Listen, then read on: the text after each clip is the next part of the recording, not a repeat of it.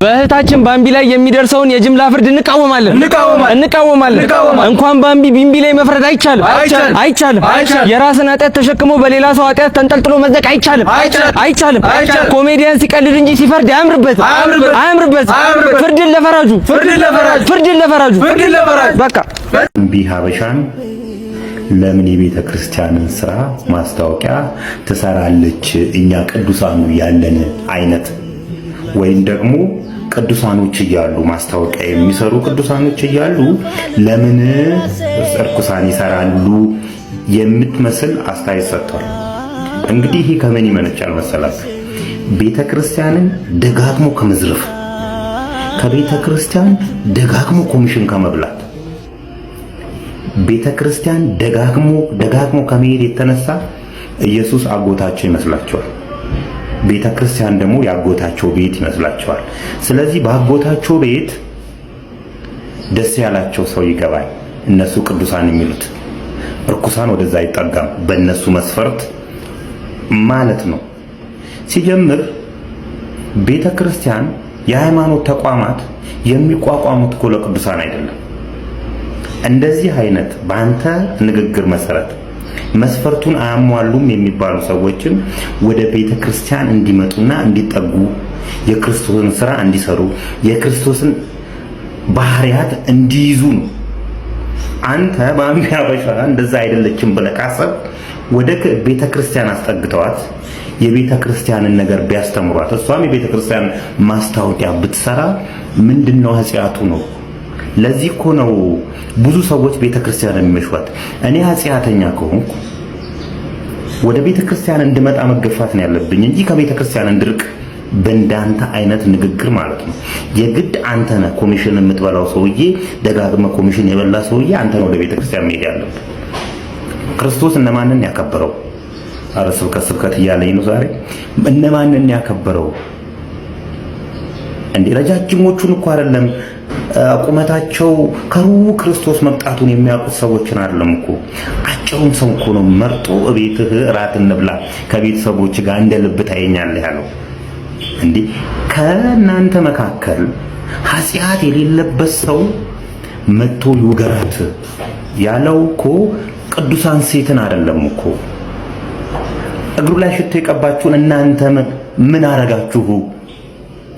የመጣው ክርስቶስ ወደ ምድር ጋይስ ባምቢ እያጋረች ያለችው ስቶሪ አደገኛ የሚባሉ ናቸው። አጠገቧ ያላችሁ ሰዎች እባካችሁ አረጋጓት። የሆነ ነገር ከሆንኩ የገደለኝ የኔው ቤተ እምነት አማኝ አስቀዳሹ መሆኑን እባካችሁን እንዳትረሱብኝ የሚልና ባለጌው ደስ ይበለው ብዬ ነው። እኔም በጊዜ ከጌታዬ ጋር መሆን ይሻለኛል። እዛ እንደውም እህቴም ወንድሜም ይጠብቁኛል። እኔም ናፍቀውኛል። ከቦኒ ጋር ሆነን እንጸልይላችኋለን። ዘና ብላችሁ ኑሩ፣ ይስፋችሁ አበቦቼ ብላ አጋርታለች። በተጨማሪም ትላንትና እንዲህ ስትል ነበር። ምን ችግር አለው ብሞትስ? ቤተሰቦቼ እኮ ናቸው። አይ ዶንት ኬር። የኔም ቤተሰቦች ያለ ልጅ ያንተም ልጅ ያላባት ይቀራታል። እሸቱ መለሰም ዛሬ ምሽት 3 ሰዓት ላይቭ ላይ ይቅርታ ለመጠየቅ እመጣለሁ በማለት በፌስቡኩ አጋርቷል። በምን ጉዳይ እንደሆነ ባይታወቅም ከሁሉም በፊት ግን መረጋጋት ይቀድማልና ብታረጋጓትና ከሶሻል ሚዲያ ራሷን ትንሽ ጊዜ እንድታረቅ ብታረጓት ይሻላል።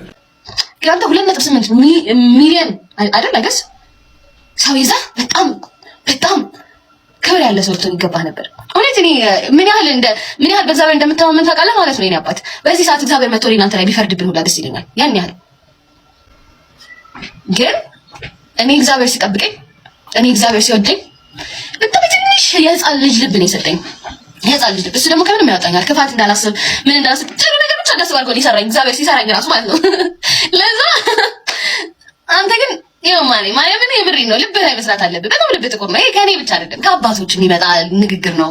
በጣም ካጠገብ ካሉ ሰዎች የሚመጣ ንግግር ነው። ከተማሪዎች የሚመጣ ንግግር ነው። በጣም ልብ ጥቁር እንደሆነ ነው የሚያወሩብህ። እመቤቴ በጣም ያስጠላ ልብ እንዳለክ።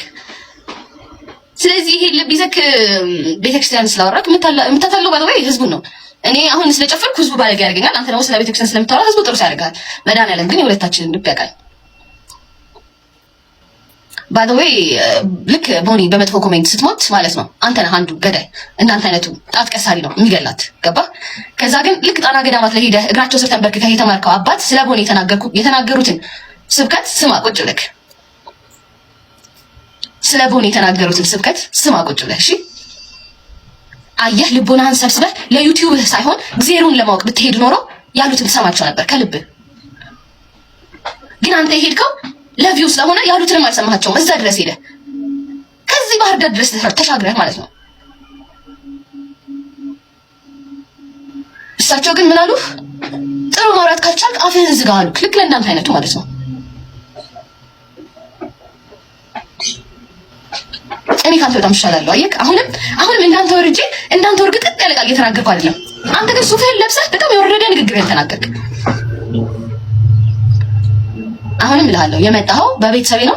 እኔም ቤተሰቦቼ ያለ ልጅ ይቀራሉ። አንተም ልጅ ያለ አባት ይቀራታል።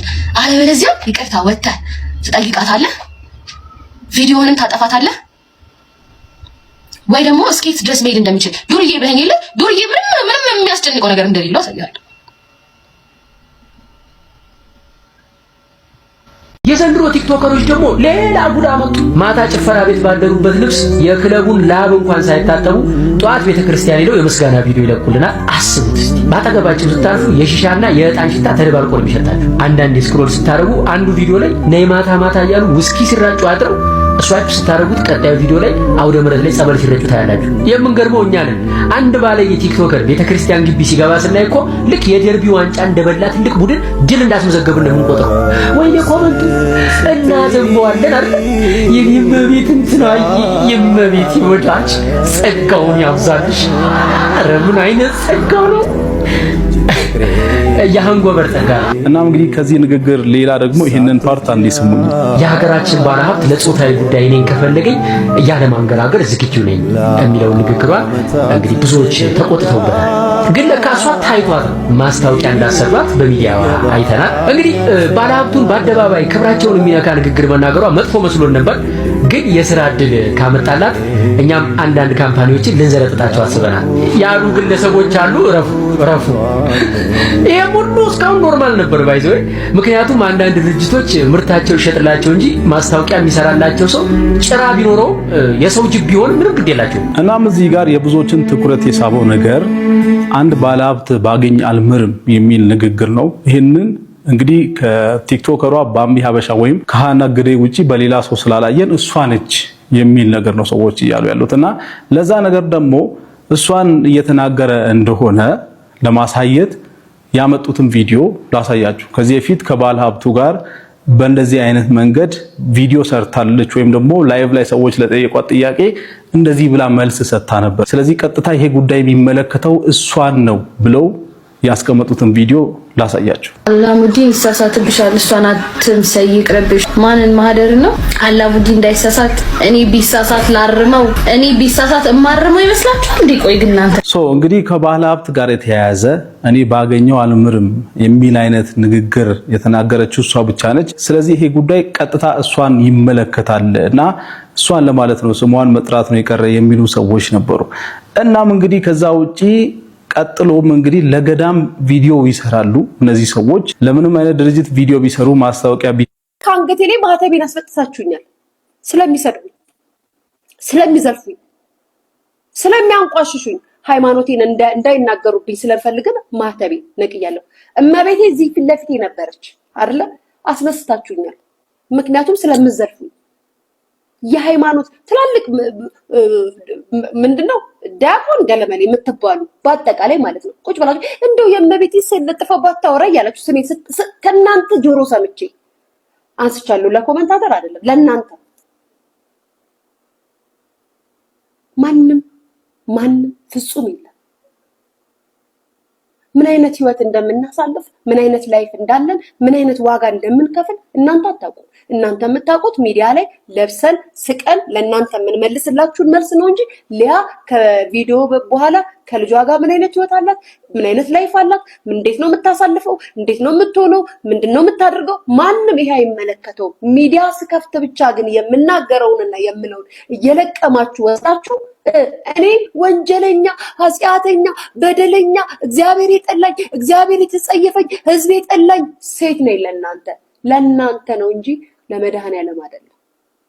ያንን የምታረጉት ደግሞ እናንተ ናችሁ። ባምቢ ዛሬ የተናገርካት ንግግር የምትናገርበት መስመር ነው እንጂ ንግግርህን ተቃውሚው አይደለም። ባምቢን ግን በዚህ ደረጃ መናገር የለብህም። ቤተሰቧን ነክተባታል። ድርጅት እሷ የምትሰራበት ድርጅት እርግጠኛ ነኝ ደግሞ ልንገርክ አይለቁም። እመነኝ። እኔ ካንተ በላይ ህግን አውቄ አይደለም ግን ደግሞ ትላልቅ የህግ አማካሪዎችን አውቃለሁ። በጣም በደንብ ነው ስለማቅ ባምቢን የምትተቻት ማንም አይጠይቅህም። ፐብሊክ ላይ ያለች ልጅ ናት። እነሱን ድርጅታቸውን ተችተሃል። ድርጅታቸውን በዝሙት ተነሳስተው እሷን ማስታወቂያ እንዳሰሩ በሚዲያ ተናግረሃል። እነሱ አይለቁም። እመነኝ፣ እመቤቴን አይለቁም። እመነኝ አይለቁም እሸቱ። ከዛም በኋላ ደግሞ እናንተ ሲውል እኔ አሁን እንዲህ ማለት አልፈ እናንተ ለምን እንደዚህ እንዲያርጎ ባምቢ ላይ እንዳስጠቆማችሁ እናውቀዋለን። እኔ አውቀዋለሁ፣ ባይዘው አውቀዋለሁ። ሙሉ ቲክታከር እየተከፈለውና ብር እያረጋችሁ የሚሰሩትን ሳትናገሩ 6 ወር ያቆመችውን ማስታወቂያ ከዛ አስነስታችሁ ብትቆሰቁሱት ለምን እንደፈለጋችሁ እናጋለን። አንናገርም። ራሳችሁ ለመጠየቅ ወስኛለሁ እና የኢትዮጵያ ሕዝብ በእውነት ይቅርታ ጠይቃለሁ እስካሁን ስለዘገየው። በእውነቱ ድሮ ነበር እኮ እንዲህ አይነት ፕሮግራም መጀመር የነበረብኝ ወገን። ስንት ጉድ እኮ አለፈ። ስንት ኖርማል ያልሆነ ነገር ኖርማል እንዲመስላቸው ተደረገ። ኃጢአት የክብር ልብስ ሆኖ ቤታችን በር ዘግተን የምንሰራው ኃጢአት ሳያንስ አደባባይ እየወጣ ኃጢአትን ጌጥ አደረገው እና በእውነት እኔ የኢትዮጵያን ሕዝብ ይቅርታ ጠይቃለሁ። እንደ ሚዲያ ባለሙያ ብዙ አቅም እንዳለውና መስራት እንደሚችል ወጣት ይሄን ፕሮግራም ገና ድሮ መጀመር ነበረብኝ። እግዚአብሔር በሰጠኝ ጸጋ ተጠቅሜ እናንተን በድፍረት ፊት ለፊት ማገልገል ነበረብኝ። እስከዛሬ እንግዲህ ብዙ ነገር እያቃጠለኝ ብዙ ነገር አንጀቴን እያሳረረው ዝም ብዬ ቆይቻለሁ። ከዚህ በኋላ ግን እስከ መጨረሻው እውነቱን የማወጣበት ፊታችሁ የምቆምበት ኖርማል ያልሆነ ነገር ሚዲያ ላይ ሲሰራ ኖርማል አይደለም የምልበትን አቅም እንዲሰጠኝ እባካችሁ በጸሎታችሁ አግዙኝ ነው የምለው። አሁንም መልእክታችን አንድ ነው። ሁላችንም በድለናል፣ የእግዚአብሔርም ክብር ጎሎናል። ነገር ግን ኃጢአታችንን ስለምናፍርበት ተደብቀን በር ዘግተን ስላቃተን እንበድላለን እንጂ አደባባይ ወጥተን የክብር ልብስ አድርገን ለብሰነው ቪዲዮ ቀርጸን እየለቀቅን ትውልዱን ኖርማል እንዲመስለው አናደርግም። ሌላው ደግሞ እስከ ዛሬ ድረስ እንግዲህ ስለኔ ምንም ነገር ሲወራ ለ5 ዓመት ያክል መልስ ሰጥቼ አላቅም። አሁን ግን እስከ ዛሬ ድረስ ለተነሱብኝ ትልልቅ ጉዳዮች በዚህ ቪዲዮ መልስ ሰጣለሁ።